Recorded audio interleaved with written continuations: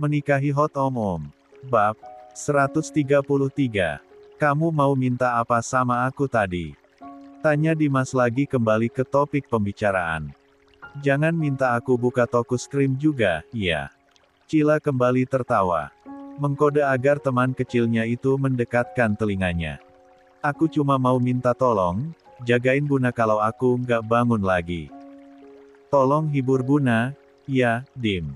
Dimas menarik tubuhnya. Memandangi teman kecilnya itu. Kamu pasti sembuh. Aku tungguin. Janji. Dimas mengacungkan kelingkingnya. Dan Cila segera menautkannya. Aku janji. Laki-laki nggak akan ingkar sama janjinya. Cila tersenyum. Semua orang bahkan tertampar oleh ucapan Dimas. Terutama Mahesa. Anak sekecil itu bahkan bisa bertindak dewasa. Makasih, ya, Dim. Iya. Bangun, ya. Iya. Aku tungguin kamu bangun. Iya, Dim. Awas saja kalau nggak ada nanti. Ada kok. Aku nangis kalau kamu nggak ada. Iya. Tenang aja. Setelah obrolan singkat dua anak kecil itu, Cila pun kembali didorong menuju ruang operasi. Diikuti oleh keluarga yang menemaninya. Buna. Nanti kalau Mama sama Kak Mentari udah pulang gimana? Tanya Dimas sedikit cemas. Pasalnya mereka pergi tanpa sepengetahuan kakak dan ibunya. Mereka bisa marah, Buna. Kalau Kak Tari mungkin masih aman karena pulangnya sering sore apa malam, kalau Mama. Mama tadi cuma pamit sebentar ke butik dan salonnya, Bun. Widya pun menarik napasnya dalam-dalam lalu mengembuskannya perlahan. Perasaannya pun juga tidak tenang karena meninggalkan rumah diam-diam. Hanya ada catatan kecil yang ia tempelkan di dinding memberitahu sang ibu bahwa ia dan Dimas berjalan-jalan sebentar di sekitar komplek. Ia berharap, ibunya itu tidak akan pulang sebelum ia dan Dimas pulang. Kalau sampai wanita yang melahirkannya itu tahu ia dan adiknya pergi menemui keluarga Mahesa, mungkin ia pasti akan sedih dan kecewa. Jas sudah cukup bisa menahan ibunya itu untuk tidak membuat keributan pada keluarga suaminya. Ia sudah berusaha memohon dengan sepenuh jiwanya agar perempuan kesayangannya itu tidak membuat perhitungan atas apa yang ia alami, sebab ia juga dengan sangat sadar memilih terlibat di dalamnya. Ia sungguh tidak mau upaya yang sudah ia usahakan itu sia-sia dan merubah pikiran Anggun kembali berubah. Nanti kita langsung pulang pas Cila selesai operasi ya, Dek, ucap Widya sambil mengusap punggung Dimas yang berdiri di samping kursi rodanya. Operasinya nggak lama kok, kata dokter 1-2 jam. Mama di butik juga biasanya lama. Mudah-mudahan aja pelanggannya lagi rame. Jadi Mama sibuk di sana. Dimas pun melingkarkan tangannya di leher Widya. Memeluk tubuh kakaknya yang duduk itu sambil berdiri. Semoga ya, Buna. Detik demi detik pun berlalu. Semua anggota keluarga yang ikut menunggui jalannya proses operasi itu duduk di tempatnya masing-masing dengan perasaan cemas. Ada deret-deret kursi yang berjarak di area ruang tunggu operasi itu. Baik Widya dan Dimas berada bagian pojok ruangan tersebut. Menunggu dalam keterdiaman masing-masing. Anggi tiba-tiba datang mendekati Widya. Ia pun berlutut di depan adik iparnya itu sambil menggenggam kedua tangannya dengan lembut. Bun, ucap ibu kandung Laivia tersebut. Maafin perlakuan Mbak Anggi kemarin ke kamu, ya. Mbak nggak bermaksud seperti itu ke kamu. Widya masih diam. Dia belum menanggapi Anggi sebab masih menunggu perempuan itu selesai bicara. Kamu cukup tahu keadaannya, Bun. Mbak nggak tega sama kamu. Mbak nggak rela lihat kamu terus berkorban lalu tersakiti. Mbak cuma pengen kuatkan kamu supaya kamu nggak ragu milih jalan yang mungkin sudah kamu pikirkan. Mbak cuma pengen meneguhkan hati kamu supaya nggak ragu-ragu lagi. Mahesa udah terlalu gila nyiksa batin kamu. Keadaan ini udah luar biasa melukai kamu, Bun. Mbak nggak mau lihat kamu nangis lagi. Ada jeda sejenak untuk Anggi mengatur napas.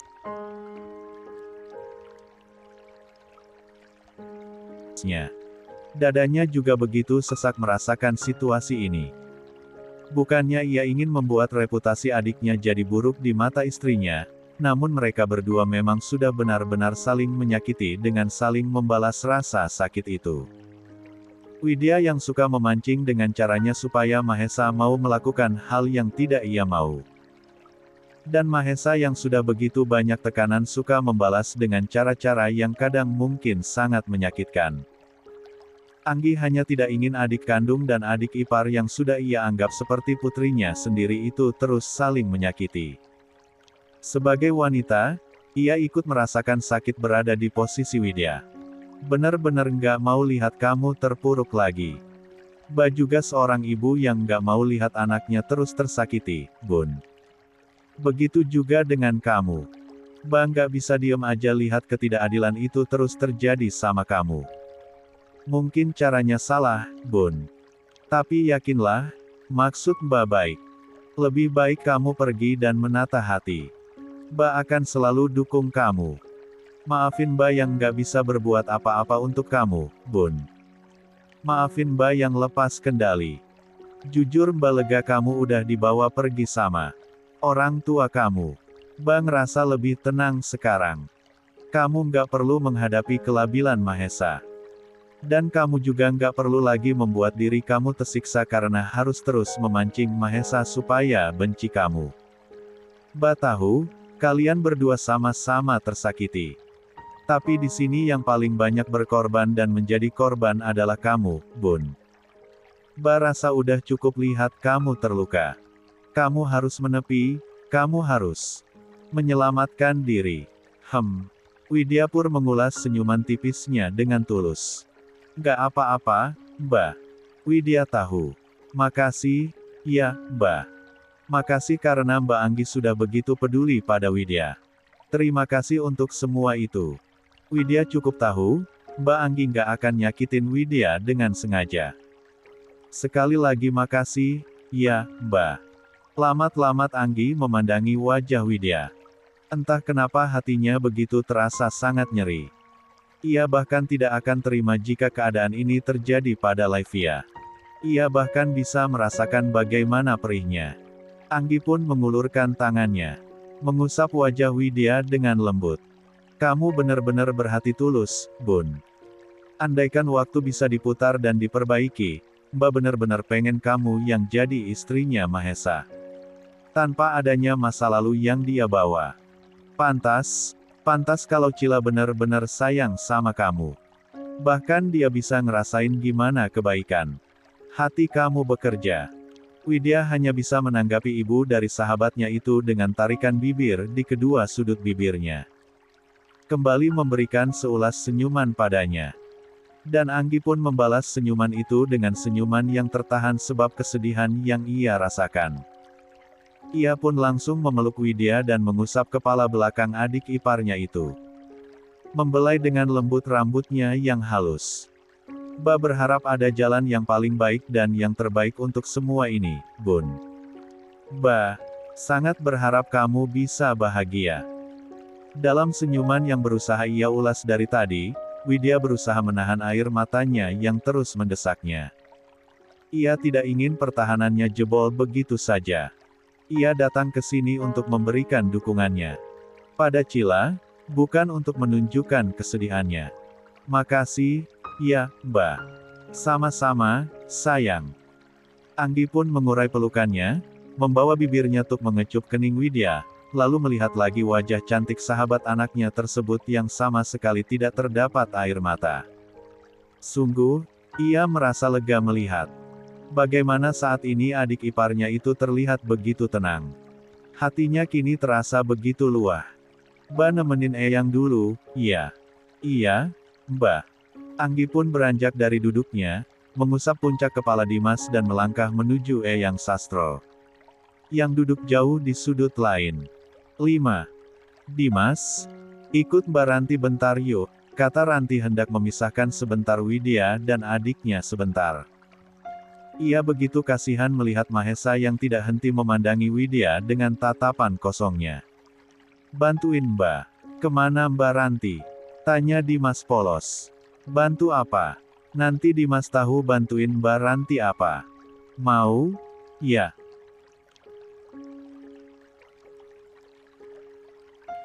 Dimas menoleh ke arah Widya. Dan Widya pun memberikan anggukan dan juga senyuman. Oke, Mbak, yuk. Ranti pun langsung menggandeng Dimas pergi, membiarkan Widya sendirian di sudut ruang tunggu itu. Tidak lama kemudian ia meraih ponselnya dan membuka ruang chatnya untuk mengirimkan pesan singkat pada Mahesa. Gunakan waktu kamu sebaik mungkin. Datangi istri kamu dan bicara. Mahesa yang kebetulan masih menggenggam ponselnya itu pun langsung membuka ruang chatnya. Membaca pesan dari kakaknya itu. Begitu selesai membaca, lelaki itu langsung membawa pandangannya pada istrinya. Ia pun langsung berdiri dari duduknya seraya menyimpan ponselnya ke dalam saku jaketnya. Langsung saja jayunkan kakinya menuju perempuan itu. Dan sesampainya di sana, ia langsung berlutut di depan kursi roda wanitanya tersebut. Sayang. Widya yang sedari tadi tertunduk pun mengangkat wajahnya. Menatap ke arah mata elang yang menyorotnya dengan keteduhan yang berbalut dengan kesedihan tersebut. Sungguh, sepasang hati itu berdenyut. Berteriak menyuara di tempatnya masing-masing. Mengatakan bahwasanya ada rindu yang sangat tertahan, begitu menyiksa dan menyesakkan dada. Widya menatap datar ke arah Mahesa. Tidak ada ekspresi apapun di wajahnya. Bibirnya pun terkatup rapat tanpa membalas sapaan suaminya. Sedangkan Mahesa, dada lelaki itu begitu bergemuruh melihat bagaimana dingin wanitanya itu memandangnya. Ia sungguh terasa hampa. Nelangsa hatinya merasakan nasib hati dan cintanya jadi seberantakan ini. Semuanya terasa suram dan menyiksa. Tidak seindah beberapa bulan yang lalu saat mereka hanya berdua saja. Tapi beginilah jalan yang harus mereka lalui. Seperti inilah ujian yang harus mereka hadapi. Terasa terjal dan menyesakkan. Membayangkan bagaimana kisah mereka berdua bernasib malang, lelaki yang sedari tadi menahan panasnya sepasang mata itu, membiarkan buliran bening mengalir melewati pipinya. Rahangnya mengeras. Menahan cairan kristal itu agar tidak luruh semakin banyak.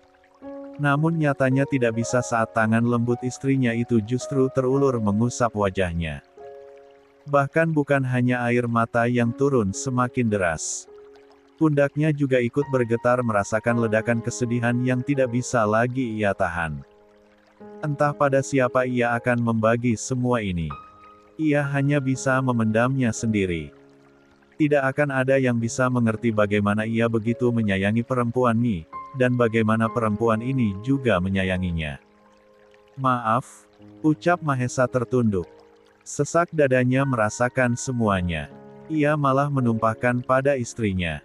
Maafkan lelaki tidak berguna ini, Bun. Maaf karena sudah berulang kali menorehkan luka di hati kamu. Widya menarik napasnya dalam-dalam lalu mengembuskannya perlahan. Mencoba untuk menenangkan hatinya yang berkecamuk. Air matanya pun sudah berdesakan di pelupuk matanya. Siapa yang tega melihat kesayangannya menitikan air matanya? Ia tidak sekuat itu untuk menahan kesakitannya sendiri. Tapi ia tidak ingin terlihat rapuh dan membutuhkan di sini. Ia ingin terlihat tegar dari siapapun. Sekarang tidak hanya satu tangannya yang terjulur mengusap air mata suaminya. Tangannya yang lain juga ikut serta. Perempuan itu menangkup wajah lelaki tampan itu dan membuatnya menatap dirinya. Jangan sedih-sedih, ucap Widya dengan lembut. Membuat air mata Mahesa semakin tumpah saja. Ibu. Jari perempuan itu pun bergerak mengusap sudut bibir suaminya yang terluka, menatap memar di sana. Jangan berkelahi lagi. Istri sah Mahesa itu semakin menatap lamat jelamat wajah yang ternyata dipenuhi dengan memar tersebut. Jemarinya pun semakin meraba dan menitinya. Nanti hilang gantengnya kalau wajahnya banyak lukanya. Sungguh, Mahesa semakin terisak. Tangannya langsung melingkupi tangan istrinya itu dan mengecup telapak tangannya. Kemudian ia simpan wajahnya di kedua telapak tangan halus perempuan itu dan membiarkan air matanya berjatuhan di sana. Ya Tuhan! Kenapa? Pada saat itulah air mata Widya juga jatuh. Ia juga sudah tidak tahan lagi menyerana rindu.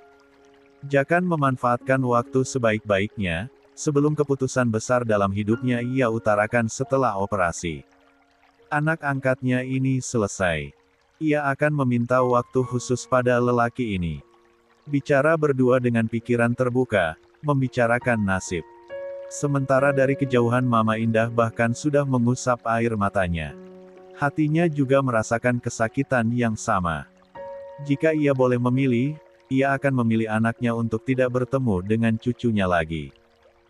Tak akan membiarkan putranya bahagia dengan masa depannya yang baru.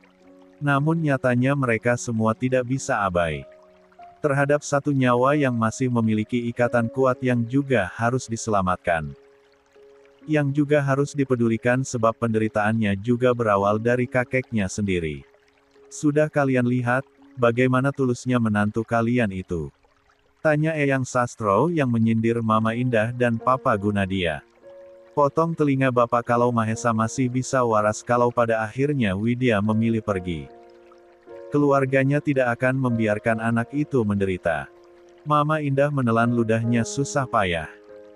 Tidak dengan Gunadia yang masih bisa berpikir rasional bahwa Mahesa memiliki hal yang lebih bisa dipertanggungjawabkan. Widya, menantunya itu masih memiliki banyak pilihan. Tidak seperti Mahesa yang terikat oleh dua anak dan istri lainnya. Entah kenapa ada dorongan untuk menebus semua dosanya pada Jingga. Terutama pada cucunya. Rasa bersalahnya yang begitu besar pada menantu dan cucunya itu mendorongnya untuk memberikan kehidupan yang seharusnya mereka jalani dulu. Mereka akan tetap bersama jika ia tidak memisahkannya. Jangan bicara seperti itu, Pak, lirih Mama Indah. Itu sama saja mendoakan Mahesa dengan hal yang tidak baik. Bapak bicara fakta, Indah. Kalian sungguh tidak belajar dari hal yang sudah-sudah. Malah dengan begitu berani mengambil langkah yang bahkan semua orang tidak pernah orang pikirkan. Teganya kamu menjegal anak dan menantumu yang sedang berusaha. Teganya kalian membuat hati anak yang sudah hampir beku itu kembali mengeras lagi. Orang tua egois mana yang tega melakukan hal ini kalau bukan kalian berdua? Bapak bahkan benar-benar tidak menyangka. Mama Indah menjepit bibirnya. Hatinya bergetar bukan main. Ia berada di posisi yang amat sulit. Sebagai ibu, tentu Ja tidak menginginkan anaknya menderita. Orang tua mana yang tega? Dia sampai bersimpuh seperti itu di depan istrinya, ucap Eyang Sastro penuh tekanan. Sedari kecil, ingin apapun Mahesa, dia tidak akan pernah merendahkan dirinya di depan orang lain agar dituruti. Ia pandai untuk menahan dan menutupi semuanya. Tapi di depan perempuan itu, coba kalian lihat sendiri. Dia merendahkan dirinya serendah-rendahnya. Eyang Sastro menarik napasnya dalam-dalam lalu mengembuskannya perlahan. Mencoba untuk menenangkan hatinya yang bergemuruh. Pembicaraan mereka tentang Mahesa masih menggantung tadi. Ia bahkan belum menyelesaikan perkaranya terhadap Rahmita dan juga Sasmita. Ia akan benar-benar menindak tegas siapapun yang mencoba untuk mengacaukan keluarganya. Dia membuang rasa tinggi di hatinya. Dia melepaskan semua pakaian yang menutupi jati dirinya. Dia sudah seterbuka itu terhadap menantu sah kalian itu, Indah. Bahkan tidak ada satu perasaan pun yang ia swidayikan dari istrinya itu. Semua sudah ia habiskan di sana. Nyawa bahkan mungkin rela anakmu itu berikan untuk kekasih hatinya itu. Dan kalian sekarang berpikir untuk memisahkan mereka dengan pikiran-pikiran yang kalian anggap benar. Kapan kalian akan melepaskan Mahesa dan menghargai apa yang menjadi keputusannya? Gunadia mengeraskan rahangnya. Ia juga berada di persimpangan. Ia tentu ingin melihat anaknya bahagia. Tapi bagaimana dengan cucunya? Bagaimana dengan keberlangsungan masa depan cucunya itu jika Mahesa terus bersama yang lainnya? Bagaimana tanggung jawabnya terhadap menantu yang sudah ia sakiti dulu? Ya, semua memang salahnya. Pangkal dari semua problematika keluarga perdana memang bermula dari dirinya. Mahesa tidak selemah itu, Pak, ucap Gunadia tenang. Dia juga harus bersikap dewasa dalam masalah ini.